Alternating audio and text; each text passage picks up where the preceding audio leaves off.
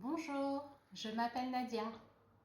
Alors aujourd'hui, on va travailler sur l'intelligence logique des enfants, c'est-à-dire sur des mathématiques pour les plus petits.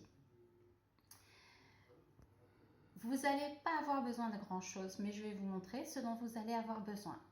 Vous allez avoir besoin de quelques morceaux de sucre, plusieurs morceaux de sucre.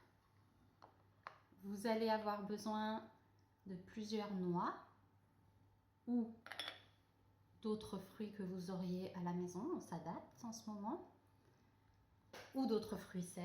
Vous allez avoir besoin de plusieurs soucoupes de type tasse à café et vous allez avoir besoin également de chiffres, symboles, de petites étiquettes sur lesquelles les chiffres vont être écrits. Alors vous pouvez aller de 1 à 5, de 1 à 10 ou de 1 à 15 selon l'âge de vos enfants. Nous, on va commencer tout petit. Donc la première chose que nous allons faire avec tout ça, c'est présenter les quantités de manière concrète et efficace à nos enfants avec des objets du quotidien. Donc on va présenter le 1, la quantité 1, la quantité 2, 1, 2, la quantité 3, 1, 2, 3.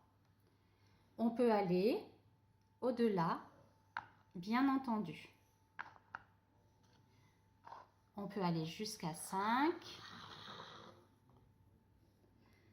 Et vous voyez que l'intérêt de cet exercice, c'est la représentation en 3 dimensions et la représentation mentale d'un escalier dans l'esprit de l'enfant, puisque vous lui montrez la présentation, mais ensuite c'est lui qui va construire ces escaliers. Et vous pouvez aller au-delà, bien sûr, en allant jusqu'à 10 ou plus. 1, 2, 3, 4, 5, 6, 7, 8, 9, 10.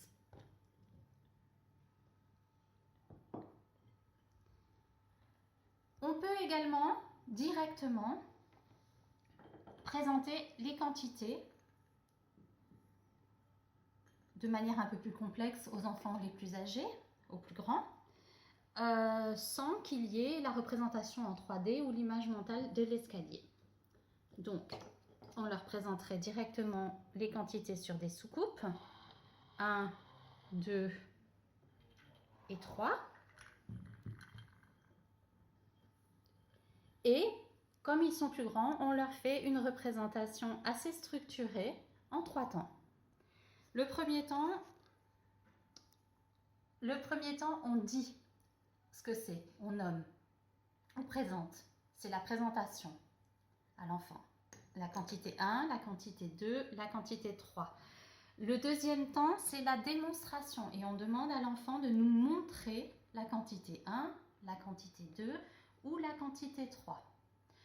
Le troisième temps, on demande à l'enfant d'identifier, c'est-à-dire on lui demande qu'est-ce que c'est que cette quantité 1, qu'est-ce que c'est que cette quantité, c'est le 2, qu'est-ce que c'est que cette quantité, c'est le 3. Et bien sûr, on peut monter 1, 2, 3, redescendre 3, 2, 1 et mélanger 2, 3, 1. Voilà, pour que l'enfant vraiment ait une gymnastique mentale dans tous les sens. Quand il a acquis ceci, pour les trois premières quantités, on peut y associer des symboles. Le symbole 1 pour la quantité 1, le symbole 2 pour la quantité 2 et le symbole 3 pour la quantité 3. Bien sûr, on reprend la présentation en 3 temps, où on présente le symbole 1, 2, 3, où on démontre, montre-moi, donne-moi le 1, donne-moi le 2, donne-moi le 3, et l'identification pour le troisième temps. Qu'est-ce que c'est que ce symbole? Qu'est-ce que c'est que ce symbole? Le 2. Qu'est-ce que c'est que ce symbole? Le 3. On peut aller dans l'ordre, dans le désordre, en montant ou en descendant. Et bien sûr, on peut augmenter les quantités et les symboles jusqu'à 10, 15 ou plus. Voilà. L'intérêt de ces activités, c'est que vraiment, ça permet concrètement et efficacement à l'enfant de se rendre compte des quantités.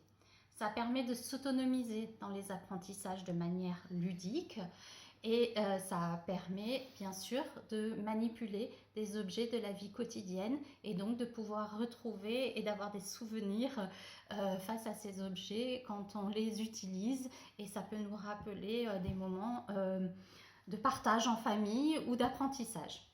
Voilà, je vous retrouve bientôt pour de nouvelles surprises. Je vous souhaite une super bonne journée. À bientôt.